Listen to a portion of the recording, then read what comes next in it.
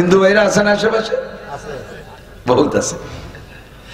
হিন্দু ভাইদের এক গানের মধ্যে এক বয়াতি হিন্দু শিল্পী, হিন্দু বয়াতি, উনি গান গাইতে গাইতে লঙ্কা জয়ের কিস্সা শুনেছে। হিন্দুদের কিস্সার মধ্যে আছে না লঙ্কা জয়? তো লঙ্কা জয় করতে করতে গান শুনাইতে শুনাইতে লাস্টে আইসা উনি ভুলে গেছে গানের মধ্যে লঙ্কা কে জয় করছে এটা মনে নেই। তো গানের তালে তালে ওনার সহকারী যারা, তাদের কাছে জিজ্ঞেস করতেছে, লঙ্কা যে জয় করিল তার নাম জানি কি? তারা টের পাচ্ছেন এটা একটা গান। লঙ্কা যে জয় করিল তার নাম জানি কি? সাথে যে জুড়ি তবলা বাজায় তারা কয় দশানি ছয়ানি বাঘ আমরা জানি কি? গান গায়ে যা কামাই করি, তুমি একা নেও 10 আনা আর আমরা 15-16 জনের নেই 6 আনা। এত বড় বৈষম্য করে যাচ্ছ জীবন ভরে। এই বৈষম্য বিরোধী আন্দোলনের সময় এটা সমান করতে হবে। দশানি ছয়ানি বাঘ আমরা জানি কি, শ্রোতারা মনে করছে আগে থেকে গান গাইছে, ওই গানেরই অংশ। ফাঁকে যে ওরা কি এড়িয়ে যাচ্ছে কেউ টের পায় না, কারণ তো গান তো শোনার জিনিস, বোঝার জিনিস না। আর ও চিন্তা করলো কি, যদি আমি ওরা যদি আমারে না বইলে দেয় তাহলে আসর শেষ হবে না। আসর শেষ না করতে পারলে তো পয়সা ঠিক মতো পাবো না। যদিও 2-4 না আজকে গাঠিতে যায়, তবু আজকে গানের আসর শেষ করে যাইতে হয়। এজন্য ও গানের তালে তালে কয় আজ হইতে ভাগ হইবে সমানের সমান। ওরা কয় লঙ্কা জয় করিল বীর হনুমান। সুন্দর একটা গান গাইছে, লঙ্কা যে জয় করিল তার নাম জানি কি? দশানি ছয়ানি বাঘ আমরা জানি কি? আজ হইতে ভাগ হইবে সমানের সমান, লঙ্কা জয় করিল বীর হনুমান। ভিতরে ওরা ভাগাভাগি সাইজ করে নেছে, শ্রোতারা কচুও বোঝে নাই। গান শোনার জিনিস শুনতে ভালো লাগে শুনবেন, না শুনলে আপনার সগীরে কবিরে নাই। তবে ওয়াজ প্রত্যেকটা কথা বুঝে নিতে হবে। কতক্ষণ? ঘন্টা 2 বসে থাকলেন লঙ্কার গানের মতো গান শুনে চলে গেলেন, কোনো ফায়দা নাই, বুঝে নিতে হবে। অল্পক্ষণের জন্য আমরা এখানে বসছি, সময় কম কামাই বেশি। আরবিতে বলে আল আমালু কালিল ওয়াল আজরু কাসীর। সময় কম কামাই বেশি। অল্প পরিসরে আমরা এখান থেকে নিজের জীবনের ইহকাল ও পরকালের পাথেয় সংগ্রহ করার চেষ্টা করব। আল্লাহ তাআলা তৌফিক দান করে, সবাই বলে আমিন। হযরত মাওলানা লিয়াকত আলী সাহেব আমাদের গোপালগঞ্জেরই তো সন্তান। আমরা বড় ভাগ্যবান, সব দিক দিয়ে আল্লাহ তাআলা আমাদেরকে যথেষ্ট দিয়েছেন। আমাদের এই অঞ্চলের যে কোনো একটা মাহফিল করতে গেলে আমাদের বাহিরের বক্তা দাওয়াত দেওয়া লাগে না। নিজেদের দেশীয় বক্তা, গোপালগঞ্জের বক্তা উলামায়ে কেরামরাই ইনশাআল্লাহ সুন্দর করে মাহফিলটা শেষ পর্যন্ত নিয়ে যেতে পারে। এত যথেষ্ট উলামায়ে কেরাম আছে। আপনারা আমার নিকটতম প্রতিবেশী, আমরা একই সদর থানার মানুষ। আমার কাছে আপনারা পাবেন, আপনাদের কাছে আমি পাব। এই দেনা পাওনা পরিশোধের জন্য আমাদের সচরাচর সুযোগ হয় না। হযরত হাফেজ আলী হায়দার সাহেব আমার বাল্য বন্ধু, বয়সে আমার চেয়ে বড়। তারাইল ফুকরা মাদ্রাসায় পড়তাম, আমরা ছোট ছিলাম। ছোটবেলায় আমারও কণ্ঠ অনেক ভালো ছিল, মোটামুটি। ভাইয়ের কণ্ঠ আরো ভালো ছিল। মাদ্রাসার মাহফিলে 2 জন গজল গেয়ে পাল্লা প্রতিযোগিতা দিতাম। পরবর্তীতে পড়ালেখা শেষের পরে আল্লাহ তাআলা যাকে যেখানে মঞ্জুর করে সে সেখানেই যায়। মকবুল তো সাজ হয়, কাবিল তো বহুত হ্যায়, तेरे मनन दिल नहीं दिल तो बहुत है, तकसीम किया हर चीज को कस्साम अज़ल ने, जिस शख्स को जिस चीज के काबिल नजर आया, बुलबुल को दिया नाला और परवाना को जलना, गम हमको दिया सबसे जो मुश्किल नजर आया। সৃষ্টিকর্তা আল্লাহ, বন্টনকারী আল্লাহ। আল্লাহ তাআলা যাকে যে কাজ দিয়ে পছন্দ করেন তারা সেই কাজে ব্যবহার করেন। উলামায়ে কিরামদের মধ্য থেকে কেউকে দিয়ে আল্লাহ তাআলা মসজিদের ইমামতি খতিবগিরি করাচ্ছেন, সেটা মুসলমানদের জীবনের সর্বশ্রেষ্ঠ কাজ, মসজিদের খেদমত। কেউকে দিয়ে আল্লাহ তাআলা বড় বড় দর্শে কিতাব পড়াচ্ছেন। কেউকে আল্লাহ তাআলা বড় কামেল পীর বানাইয়া তার দরবারে হাজারো লাখো মানুষ জমা করে তার মাধ্যমে হিদায়াতের বাণী ছড়াচ্ছেন। কেউকে দিয়ে আল্লাহ তাআলা লেখালেখির মাধ্যমে, লিখতে পারে বড় সুন্দর কিন্তু বলতে পারে না, এরকম বহু মানুষ আছে, লিখতে পারে সুন্দর, বলতে পারে না। তাকে দিয়ে আল্লাহ তাআলা লেখালেখির মাধ্যমে দিন ছড়াচ্ছে। আবার আমাদের মতো কিছু মানুষকে আল্লাহ তাআলা মাঠে ময়দানে আপনাদের সাধারণ পাবলিকদেরকে ক্লাস করানোর জন্য মঞ্জুর করেছে। উলামায়ে কেরামের যত পরিশ্রমের কাজ আছে তার মধ্যে সবচেয়ে বেশি পরিশ্রমের কাজ এই মাঠে বয়ান করা। যারা ক্লাসে পড়াচ্ছে তারাও নিরিবিলি রুটিন মাফিক খানা খাচ্ছে, সময় মতো ঘুমাচ্ছে, লং জার্নি তাদের নাই। যারা ইমামতি করে তারাও এরকম, যারা লিখতেছে তারাও এরকম, কিন্তু বক্তাদের পরিশ্রমটা অক্লান্ত পরিশ্রম। ফায়াউমাম বিহাজওয়া ওয়ায়াউমাম বিলুকাইকি অবিলুজাই বিয়াউমান ওয়ায়াউমাম বিলখুলাইসা। আজকে এখানে আসি, কালকে সাতক্ষীরে, পরের দিন চট্টগ্রাম, পরের দিন টেকনাফ, পরের দিন সিলেট, পরের দিন আবার সেই বরিশাল ভোলা। লম্বা পথ দৌড়দৌড়ি করতে করতে ক্লান্ত হয়ে যাই। আপনাদের দোয়ার ওসিলায় বেঁচে আছি। আল্লাহ তাআলা যতটুকু রাখছে আমাকে ভালো রাখছে, আমি শুকর আদায় করি আলহামদুলিল্লাহ। আমার ভাই হায়দার আলী সাহেব অনেকদিন যাবৎ বলতেছে যে আমাদের এলাকায় আসতে হবে, কিন্তু আমার জানা ছিল না যে এই ফাঁকে আপনারা এই কয়জন মুসলমান আছেন। আমরা জানি যে উত্তর গোপালগঞ্জ সবই হিন্দুদের বসবাস। এদেশে আমাদের হিন্দু ভাইরা যথেষ্ট। গোপালগঞ্জের নামে তো গোপালের নামে গোপালগঞ্জ। বাইরে গেলে আমাদেরকে মুসলমান বলেই মনে করে না, অন্য জেলার সবাই মনে করে গোপালগঞ্জের হুজুররা মনে হয় হিন্দু। আর আল্লাহর কাছে লাখো কোটি শুকর যে বাংলাদেশের ঢাকা জেলা বাদে বাকি লোকাল জেলা যত আছে তার মধ্যে সবচাইতে বেশি পূর্ণাঙ্গ দাওরা হাদিস কওমি মাদ্রাসা আমাদের গোপালগঞ্জে। গোপালগঞ্জে মহিলা পুরুষ দিয়ে 30টা আছে দাওরা হাদিস মাদ্রাসা, পূর্ণাঙ্গ কওমি মাদ্রাসা। ছোট ছোট মাদ্রাসার অভাব নেই। সারা বাংলাদেশের সবচেয়ে বেশি দাওরা হাদিস মাদ্রাসা আমাদের গোপালগঞ্জে। এজন্য আমরা আবার একবার শুকর আদায় করি আলহামদুলিল্লাহ। আর সব ক্রেডিট গ্রহণ করেছেন, নিয়ে যাচ্ছেন আমাদের সদস্য হুজুর রহমাতুল্লাহ আলাইহি। তারপর থেকেই শামসুল হক ফরিদপুরি রহমাতুল্লাহ আলাইহির ওই শামসুল হক গাছের ডালপালা শিকড় পাতা ফুতো আমরা সবাই, আমিও গহরডাঙ্গার ছাত্র। তা আল্লাহ পাক রব্বুল আলামিন এর ওসিলায় আমাদের এলাকার মানুষকে যা দিয়েছে তার মধ্যে সবচাইতে বড় যেটা দিয়েছে সেটা হলো আমাদের এই অঞ্চলের মানুষ অনেক শিরিক মুক্ত, অনেক কুফর মুক্ত, অনেক বেদাত মুক্ত। বাংলাদেশে অনেক জেলায়, চট্টগ্রাম এত বড় বড় আলেম, এত বড় বড় মাদ্রাসা, অথচ বেদাতে ভরা। মাইজবান্ডার সহ ওই পাশে প্রত্যেকটা গ্রামে গ্রামে এক একটা কবর মাজার বানায় বানায় সেখানে পূজা পাঠ চলতেছে হিন্দুদের মতো। হিন্দু ভাইদের তাদের স্বভাব আছে, তারা মূর্তি পূজা করে। আর আমাদের মুসলমান এরা সরাসরি পীররে পুজো করে, মানুষের পায়ের পর সিজদা দেয়। তার চাইতে নিচে নেমে চলে গেছে। আল্লাহ তাআলা আমাদেরকে এই যে উলামায়ে কেরামের বদৌলতে শিরিক আর কুফর মুক্ত, বেদাত মুক্ত জিন্দেগি নসিব করেছে। এজন্য আমরা আরেকবার শুকর আদায় করি আলহামদুলিল্লাহ। নড়াচড়া হবে না, ওই পাশে কথা বলে যারা তাকে ঠেকাইতে হবে।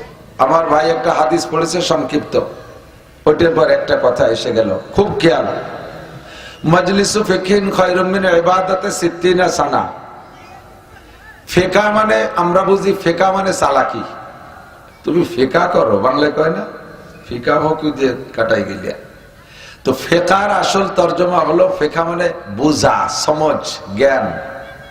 সেখান থেকে শরিয়াতের মাসালাকে ফিকহ বলে। শরিয়াতের মাসালা আলোচনা হয় যে মজলিসে, ছোট্ট থেকে ছোট্ট একটা মাসালার আলোচনা যদি মজলিসে হয়, ওই মজলিসের দাম আল্লাহ পাকের কাছে 60 বছর নফল নামাজ ও নফল রোজার চাইতে বেশি। কম হয়ে গেছে নাকি? ভাই কইছে 60,000, আমিও 60,000 বলবো, 60 লক্ষ বলবো, কিন্তু হাদিসের হুবহু তরজমা হলো মাজলিসু ফিকহিন খায়রুম মিন ইবাদাতি 60 সানা। আমার মাও বোনরা পর্দার আড়ালে কান খাড়া করে শুনবেন। ছোট্ট থেকে ছোট্ট একটা মাসালা শুনলে এবং শিখলে, আমল করলে আলাদা সওয়াব।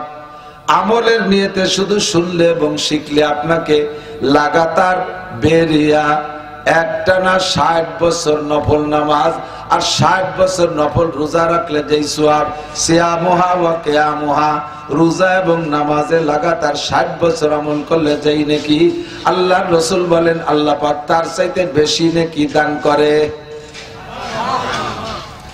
একবার জোরে বলেন অন্তর থেকে সুবহানাল্লাহ। জান্নাতের মধ্যে আপনার নামে বিশাল একটা গাছ লাগানো হয়ে গেছে, ফলদার গাছ। খুশি হন নাই? যদি কইতাম জান্নাতের মধ্যে না, দুনিয়ায় একবার সুবহানাল্লাহ করলে 1 প্যাকেট শেক সিগারেট দেবে, তাতে সবাই হয়তো আলহামদুলিল্লাহ বলতো। জান্নাতের মধ্যে একটা ফলদার গাছ, কন্যা সুবহানাল্লাহ। গাছের গোড়া থাকবে উপর দিক, মাথা থাকবে নিচের দিক। গাছটা কত বড় হবে! একটা কাক যদি তার জীবনের শুরু থেকে উড়া শুরু করে, কাকের হায়াত শেষ হয়ে যাবে, কিন্তু ওই গাছটার শেষ প্রান্তে যেতে পারবে না। হায়াতুল হায়ওয়ানের মধ্যে আছে, দুনিয়ায় যে সকল প্রাণীতে লম্বা হায়াত পায় তার মধ্যে কাক অন্যতম। হায়াতুল হায়ওয়ানের মধ্যে লিখেছেন সুলাইমান আলাইহিস সালামের জামানার কাক নাকি 2-1টা এখনো বাইচে আছে। সুলাইমান আলাইহিস সালাম আজ থেকে প্রায় 3000 বছর আগে দুনিয়া থেকে চলে গেছে। 3000 বছর যদি একটা কাক ওড়ে, এই খেয়াল, 3000 বছর যদি একটা কাক ওড়ে, এখান থেকে চট্টগ্রাম চলে যেতে পারবে? কথা পায় না? চট্টগ্রাম যেতে পারবে না? পৃথিবীরে কয়েকবার প্রদক্ষিণ করতে পারবে, ঠিক না? একটা কাক তার জীবনের শুরু থেকে উড়াল দেবে, শুরু উড়তে থাকবে, আর ওই জান্নাতি গাছটার শেষ প্রান্তে যেতে পারবে না। বলি না সুবহানাল্লাহ। এমন একটা ফলদার গাছ লাগানো হবে আপনার প্রত্যেক সুবহানাল্লাহর বিনিময়। একবার বলেন আল্লাহু আকবার। আমল নামায় 4000 নেকি লেখা হয়ে গেছে। একবার পড়ি লা ইলাহা ইল্লাল্লাহ, লা ইলাহা ইল্লাল্লাহ, লা ইলাহা ইল্লাল্লাহু মুহাম্মাদুর রাসূলুল্লাহ। এই কলেমা একবার পড়লে নবী পাক বলেন তামলাউ মা বাইনাস সামাই ওয়াল আরদ, আসমান আর জমিনের মাঝখানে যত ফাঁকা জায়গা আছে পড়নেওয়ালার আমলনামায় তার জন্য নেকি দ্বারা ভরপুর করে দেওয়া হয়। তাদারুসুল ইলমি সাআতান খায়রুম মিন ইবাদাতি 60 সানা। বিশ্ব নবী মুহাম্মদুর রাসূলুল্লাহ সাল্লাল্লাহু আলাইহি ওয়াসাল্লাম বলেন, ধর্মীয় আলোচনা, মাসআলা মাসাইলের আলোচনার মজলিসে কিছুক্ষণ সময় যদি তুমি কাটাও, তাহলে তোমার আমলনামায় লিখে দেয়া হবে 60 বছর নফল নামাজ ও রোজার সওয়াব। ব্যাপারটা শুধু এ পর্যন্ত শুনেই শেষ নয়, আর একটু বুঝতেই হবে। তাহলে কি মাসালার দাম বেশি না নামাজের দাম বেশি? মাসআলার দাম বেশি না রোজার দাম বেশি? এই হাদিসের দ্বারা বোঝা যায় নামাজ রোজার চাইতেও মাসআলার দাম বেশি। কথাটা ভালো করে বুঝতে হবে। ওয়াজ শুধু শোনার নাম না, ওয়াজ বুঝার নাম। ততক্ষণ গান শুনলে চলে, গান না বুঝলি করে সগীরা কবির হয় না। কানে শুনতে ভালো লাগে শুনি। বাঙালি যুবকরা হিন্দি গান শোনে, অর্ধেক বোঝে অর্ধেক বোঝে না। পাকিস্তানি উর্দু গান শোনে, 1 পয়সাও বোঝে না। আবার সাথে সাথে মাথা নাচায়, মাজা ডুলোয়। যাকে তুই কি বুঝে নাচতেছিস? কয় যে ভালো শোনা যায় তাই নাচতেছে, কিচ্ছু বোঝে না। আল্লাহু আকবার। হিন্দু ভাইরা আছেন আশেপাশে? বহুত আছে। হিন্দু ভাইদের এক গানের মধ্যে এক বয়াতি হিন্দু শিল্পী, হিন্দু বয়াতি, উনি গান গাইতে গাইতে লঙ্কা জয়ের কিস্সা শুনেছে। হিন্দুদের কিস্সার মধ্যে আছে না লঙ্কা জয়? তো লঙ্কা জয় করতে করতে গান শুনাইতে শুনাইতে লাস্টে আইসা উনি ভুলে গেছে গানের মধ্যে লঙ্কা কে জয় করছে এটা মনে নেই। তো গানের তালে তালে উনার সহকারী যারা, তাদের কাছে জিজ্ঞেস করতেছে, লঙ্কা যে জয় করিল তার নাম জানি কি? তারা টের পাচ্ছে না, এটা একটা গান। লঙ্কা যে জয় করিল তার নাম জানি কি? সাথে যে জুড়ি তবলা বাজায় তারা কায় 10 আনি 6 আনি বাঘ আমরা জানি কি? গান গায়ে যা কামাই করি, তুমি একা নেও 10 আনা, আর আমরা 15-16 জনের নেই 6 আনা। এত বড় বৈষম্য করে যাচ্ছ জীবন ভরে। এই বৈষম্য বিরোধী আন্দোলনের সময় এটা সমান করতে হবে। 10 আনি 6 আনি বাঘ আমরা জানি কি? শ্রোতারা মনে করছে আগে থেকে গান গাইছে, ওই গানেরই অংশ। ফাঁকে যে ওরা কি এড়িয়ে যাচ্ছে কেউ টের পায় না, কারণ তো গান তো শোনার জিনিস, বোঝার জিনিস না।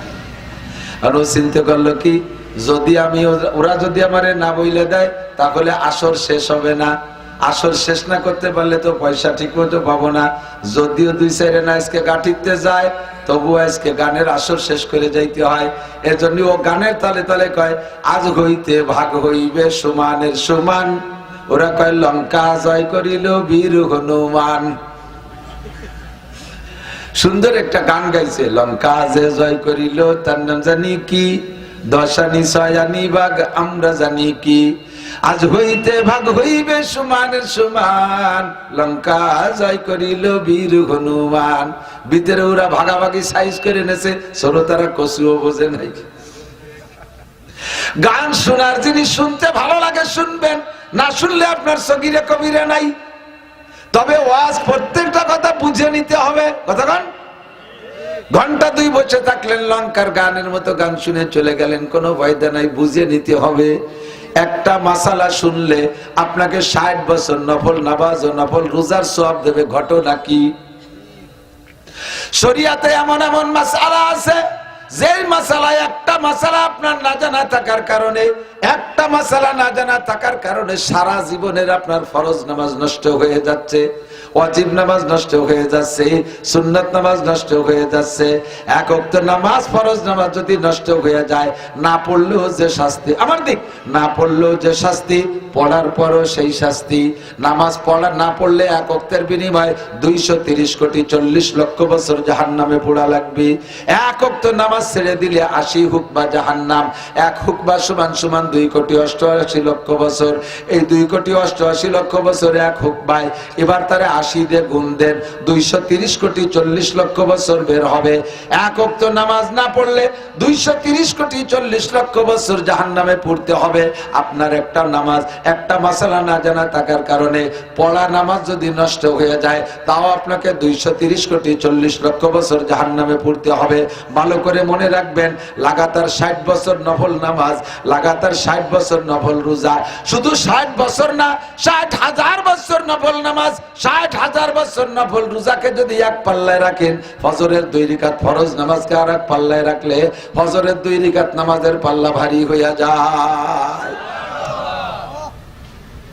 কিয়ামতের ময়দানে আল্লাহ পাক আপনাকে নফল নামাজের জিজ্ঞাসা করবে না, নফল রোজার জিজ্ঞাসা করবে না, শবে বরাতের নফল নামাজ, শবে কদরের নফল নামাজ, আরে শবে মিরাজের নফল নামাজ, কোন নফল নামাজ আর রোজা জিজ্ঞেস করবেন না।